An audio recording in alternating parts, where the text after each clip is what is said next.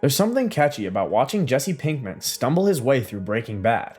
He is reckless, self-destructive, constantly making the wrong choices, and yet, he's also the emotional core of the show. In a series centered around Walter White's rise into criminal darkness, Jesse somehow becomes the one viewers feel most deeply for. This paradox that involves rooting for the person most likely to mess things up is what I call the Jesse Pinkman effect. However, this factor is not unique to Breaking Bad. We see versions of it in characters like Zuko from Avatar: The Last Airbender, and even Tony Soprano's nephew, Christopher Moltisanti. The broken, messy, deeply flawed characters often steal our sympathy, sometimes more than the so-called heroes. From the very beginning, Jesse is painted as a screw-up. He's an immature, impulsive, and small-time meth cook who can't seem to get his life together. By all narrative logic, he should be disposable and the comic relief sidekick to Walt's great man transformation. But the show changes our expectations. As Walt becomes colder, Jesse reveals something Walt increasingly loses: raw emotion. He feels guilt, shame, and grief. That vulnerability becomes the anchor for the audience. Viewers don't connect with Jesse because he's strong or smart. They connect because he is open. He cries when kids get hurt. He wrestles with the blood on his hands. He desperately wants someone to believe he's worth saving, even when he doesn't believe it himself. That messiness, that unpolished humanity, pulls us in. Meanwhile, there's a psychological effect that people tend to bond with characters who are emotionally expressive, rather than those who are merely good. It's not about moral perfection, but emotional availability. Jesse gives us that in spades. He doesn't hide his brokenness. He lashes out, spirals, apologizes, relapses, breaks down. It's painful, but it's also real. That's why Jesse consistently ranks as one of the most beloved characters in the Breaking Bad universe, even though he is complicit in terrible crimes. Viewers forgive him far more easily than they forgive Walt. This is because Walt closes himself off. His genius builds walls, and Jesse, by contrast, wears his guilt like a raw wound, and as humans, we are wired to respond to pain. Another reason for Jesse's hold on the audience is the powerful pull of the redemption arc. We love watching broken characters claw their way towards something better. It's why stories of the fallen hero regaining purpose hits so hard. Even if Jesse never gets the full-time fairy tale redemption, every small step he takes away from Walt's shadow feels like a victory. At its core, Jesse's appeal is about mirroring. Perfect heroes inspire us, but broken ones reflect us. They don't just show us who we wish we were, they show us who we actually are. Jesse is the embodiment of failure, guilt, longing, and fragile hope. He's what it looks like to carry trauma you didn't choose and mistakes you did choose. That combination is brutally relatable. Life rarely gives us neat arcs or flawless wins. We identify with Jesse because he doesn't have the answers, because he stumbles, because he aches for connection. In this way, the Jesse Pinkman effect becomes a universal truth about storytelling. We don't just want heroes, we want wounded heroes. We want characters who remind us that brokenness is survival, that scars don't erase humanity, and that even in the darkest places, empathy can still exist. Here's why this theme has viral potential. People don't just watch characters like Jesse, they see themselves in them. Entire online communities form around their pain, writing fan theories, even creating fanfiction that imagines a better ending. That's why the Jesse Pinkman effect has cultural staying power, because it transforms passive viewing into personal identification. While Jesse Pinkman's arc in Breaking Bad is proof that the characters we root for most are often the ones who are hurting the deepest, he isn't the smartest or the strongest. He's the one who bleeds the most openly. And in that openness, we find ourselves, our empathy, our longing for redemption, our quiet hope that broken doesn't mean beyond repair. And if Jesse Pinkman showed us the raw pain of guilt, BoJack Horseman takes that pain and stretches it across 6 seasons of self-destruction. Coming off the point where we looked at the tenderness buried inside Jesse's chaos, let's shift our focus to BoJack, a character who isn't just broken, but almost committed to breaking himself further. At first glance, BoJack doesn't seem like the kind of character we would sympathize with. He's wealthy, famous, and insulated by privilege, yet somehow he becomes one of the most emotionally understandable anti-heroes of modern television. That contradiction is the key to understanding the Jesse Pinkman effect, our strange attraction to characters who are deeply flawed, often unlikable, but emotionally raw enough to feel like mirrors of ourselves. Unlike the genius villainy of Walter White or the tortured loyalty of Jesse, BoJack's defining trait is his emptiness. He's not chasing power or survival, he's chasing relief from depression, loneliness, the gnawing feeling that he squandered every chance he had to be better. What makes this compelling is that he doesn't succeed. He keeps spiraling, burning bridges, relapsing, hurting people who care about him. And yet audiences don't abandon him. If anything, the worse he gets, the more invested we become. That's because BoJack embodies something we recognize but rarely confront in real life, the cycle of self-sabotage. His messiness is magnetic because it feels human. While superheroes rise above their demons, BoJack sinks under the weight of his. The show leans into this by giving us intimate access to his inner world. Episodes like Time's Arrow let us sit inside his self-loathing in ways that are almost uncomfortable. That discomfort is precisely why empathy sticks. We don't excuse his actions, but we understand the pain that drives them. And that's often enough to keep rooting for him, even when we know he doesn't deserve it. BoJack plays into another powerful audience instinct, the hope for redemption. Every time he bottoms out, there's a tiny flicker that maybe this time he'll change.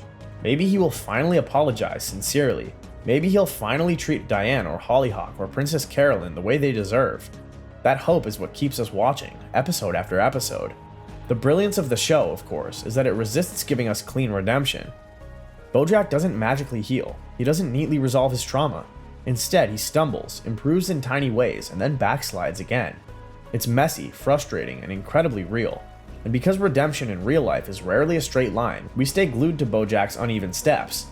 If Jesse Pinkman embodies raw guilt, BoJack embodies existential despair, and both work because they are mirrors to the average viewer. Traditional heroes tend to reflect our aspirations, but characters like BoJack reflect the parts of ourselves we would rather ignore. That's the power of the wounded hero. They don't just represent victory, they represent survival. They remind us that even deeply broken people still wake up every day, still search for meaning, and still occasionally manage a moment of connection. When BoJack sits quietly on the roof with Diane, or tells Hollyhock he wants to be better, even if he fails the next day, those moments matter. They mirror the fragile victories in our own lives. The Jesse Pinkman effect becomes especially visible in online fandoms, where BoJack discussions often turn deeply personal. Clips of BoJack's monologues go viral because viewers hear their own voices in them. The cultural obsession with characters like BoJack is about finding language for feelings that are otherwise hard to name. It's about watching someone fall apart on screen and realizing you're not alone in your own mess. That's why even at his lowest, people root for him, because rooting for BoJack is, in some ways, rooting for ourselves to keep trying. BoJack Horseman shows us the darker, slower burning side of the Jesse Pinkman effect. But even while BoJack's story was about the slow drag of despair, the next stop in this journey shows us something more powerful. The fire and fury of a teenager trying to rebuild himself. Let's talk about Zuko. Zuko might just be the internet's favorite redemption arc. Decades after Avatar: The Last Airbender aired, fans still obsess over his transformation from the scarred angry prince hunting the Avatar to the wise compassionate Fire Lord who chooses peace. Out of all the characters in the series, Zuko is the one most fans say they identify with, and for important reasons. This is because Zuko represents the raw, stumbling fight to become better when everything in your past has trained you to fail. This is another face of the Jesse Pinkman effect. On paper, Zuko is introduced as the antagonist. He's obsessive, arrogant, and willing to burn down villages to chase Aang. He should have slotted into the villain of the week role, a foil for the true hero's growth. But Avatar plants a seed early after revealing that Zuko isn't cruel for cruelty's sake. His anger isn't empty. It's rooted in shame, exile, and the desperate desire to be loved by a father who rejected him. That emotional core flips the script. Instead of being repelled by Zuko's actions, his scar is a symbol of the wounds that drive him. He lashes out because he's hurting, and audiences recognize that pattern. Rather than dismiss him as evil, we find ourselves wondering if he can be saved. What makes Zuko magnetic is the transparency of his pain. While Aang wrestles with duty and Katara with grief, Zuko's struggle is visceral. He shouts, fails, he gets back up only to fall again. For viewers, his openness is everything. Media psychology research shows that audiences empathize more strongly with characters who externalize their emotions. We may not have chased down the Avatar, but we may have yelled out of frustration, stormed off after failure, or longed for approval we never got. This is the secret behind the Jesse Pinkman effect. We don't just want to watch competence, we want to watch vulnerability. Zuko gives us that in every scene. His internal tug-of-war between honor and compassion mirrors the very human battle between what we were taught to be and who we want to become. If there's one reason Zuko endures in fandom culture, it's his redemption arc. Unlike BoJack, who cycles endlessly, or Jesse, whose growth is fragile, Zuko gets a complete transformation. We see the full sweep, the angry pursuer, the conflicted exile, the lost soul in Ba Sing Se, the moment of betrayal, and finally, the conscious choice to stand with Aang. The arc works because it's earned. Zuko doesn't stumble into redemption, he fights tooth and nail for it, failing multiple times before finding clarity. Every mistake makes his eventual transformation more satisfying. Audiences latch onto this not because we want villains to get a free pass, but because we crave evidence that change is possible. Watching Zuko grow reassures us that even the worst versions of ourselves aren't permanent. The genius of Zuko's character is that his journey doubles as a mirror. For young viewers, he reflects the turbulence of adolescence, the anger, the longing to be seen, the confusion of figuring out your own values. For older viewers, he embodies the lifelong challenge of breaking cycles, choosing kindness over cruelty, empathy over bitterness, self-acceptance over shame. And unlike the perfect hero archetype, Zuko's flaws make the mirror sharper. He doesn't model who he should be, he models the messy process of becoming. His breakdowns, his rage, his humiliations, these moments sting because they remind us of the times we have sabotaged ourselves. But when he rises, it feels like we rise too. You can see the Jesse Pinkman effect play out in real time through Zuko's popularity online. Decades later, fan forums still rank his redemption as one of the greatest in television. TikToks about his moments go viral. Memes celebrate his transition from banished prince to fire dad. Zuko might be the clearest expression of the Jesse Pinkman effect, the broken one who becomes our favorite not in spite of his flaws, but because of them. His pain draws us in, his failures keep us hooked, and his redemption satisfies something deep in our psychology, the longing to believe that even the darkest pasts can lead to brighter futures. But Zuko isn't the only character with the Jesse Pinkman's effect.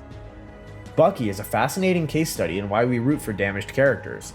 In the beginning, he's the golden boy of Captain America, the first Avenger, who's charming, confident, and loyal to Steve Rogers. But by the time we caught up with him in The Winter Soldier, he was unrecognizable. A brainwashed assassin who has killed countless people against his will. Unlike Zuko, whose pain is clear from the start, Bucky's tragedy is hidden behind silence, and yet audiences rally to his side.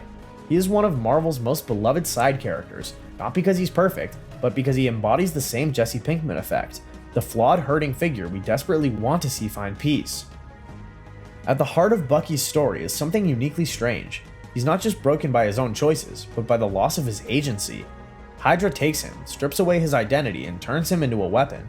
Every atrocity he commits as the Winter Soldier deepens his guilt later, even though he wasn't fully in control.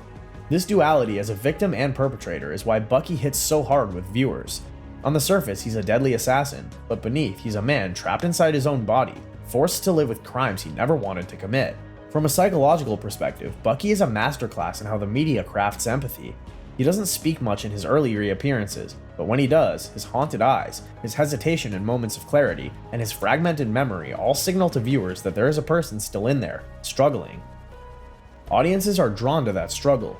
According to media psychology, empathy doesn't always require long backstories or explanations. Sometimes it only requires seeing pain that is similar to our own experiences. Everyone knows what it's like to feel trapped by circumstances, by expectations, or by guilt over things we can't undo. Bucky's torment amplifies that universal feeling on a larger scale, making him not just a super soldier, but a mirror of human fragility.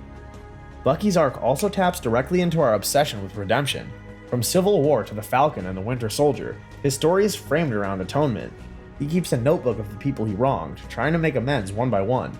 He goes to therapy, stumbles through awkward conversations, and tries to rebuild some semblance of a normal life. And it's messy. He doesn't always get closure. Some apologies fail, some attempts backfire, and the guilt never completely disappears. But that's precisely what makes his arc so compelling. Unlike a clean-cut superhero victory, Bucky's redemption is closer to real life. In other words, Bucky shows us that redemption isn't about erasing the past, it's about learning to live with it. Bucky also exemplifies the wounded hero archetype in a way that's strikingly physical. His mechanical arm is both a source of power and a reminder of his trauma. It's a literal scar, something he can't hide, a constant reminder of what he's been through. Where Jesse wears his guilt emotionally and Zuko carries his scars symbolically, Bucky's wound is mechanical, fused to his body. That visible wound works as a mirror. Every time he flexes that metal arm, we're reminded that damage doesn't make someone worthless. It just makes them different, and that's the narrative mirror at work. Bucky reflects our insecurities back at us, but he also models perseverance. It's no surprise that Bucky is one of Marvel's most enduring fan favorites. Entire online communities talk about his scenes, celebrate his quieter moments, and create fan works imagining him finally finding happiness. Memes often joke about his broodiness, but beneath the humor is genuine attachment. That attachment exists because Bucky feels human.